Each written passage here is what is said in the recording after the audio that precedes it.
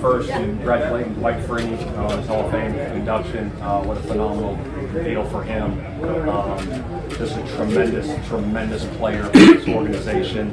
I actually showed a highlight reel of him in the team meeting before he got inducted, just about what he's all about and what he meant for this organization. So, guys see that, what it takes to be elite like he was. You strive for greatness every day, and that's what he did, so congrats to him. Are there any updates on Raekwon Davis? We're still working through those things. I don't have anything. Last year you started with the wide receiver group only having like 3 guys on 33, and then there were a lot more tight ends. But this year you got a lot more. It seems like a lot more in the wide receiving group, and you still got quite a bit in the tight ends. How difficult is that going to be when it comes to cuts?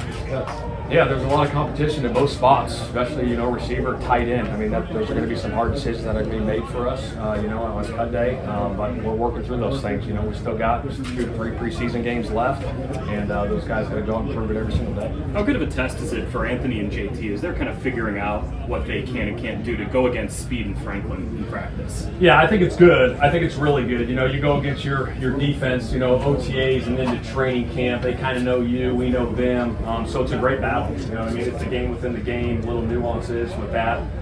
So it's been good. It's been really good to see, but it'll be good to go against somebody else next week. The last 3 days of camp in particular, what have you seen from this defensive line? It just feels like they're getting the backfield at a high rate.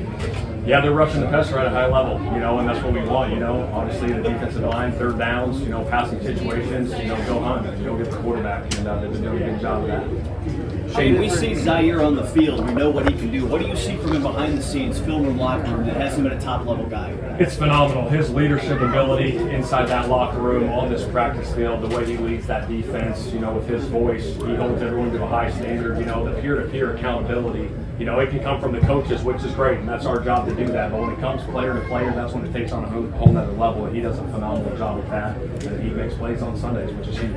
Obviously, it's a very different story from last camp to this year's camp for Jonathan Taylor. How have you seen, he just came up here all smiles, real chatty. How have you seen his attitude change or energy change this year? It's great. Obviously, it was a different situation last year, and that's behind us. And we feel grateful that he's here. Obviously, starting camp and being with the team and ready for week 1.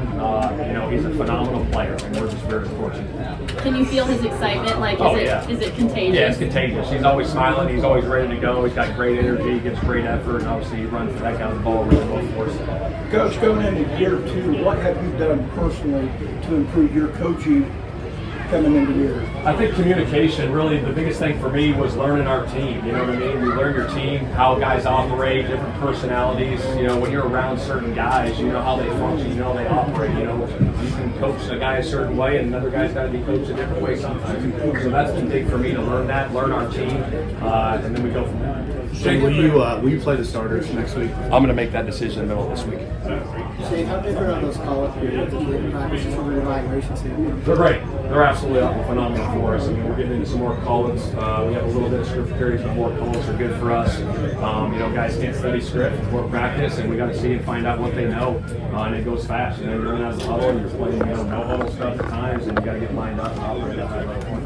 JT mentioned the communication was something that you still want to see worked on. Is there anything that you want to see over this next week for the first preseason game? I think that's the biggest thing. It is. It's really communication at the end of the day. If we're all on the same page, you know what I mean? Everyone's on the same page. That's when you operate at a high level, because you got to have all 11 on the same page. If one guy's off, bad things happen. So communication piece, we keep working on that. And once we get to week 1, we got to be at a high level. Shane, what has Trey Sermon showed you here in camp?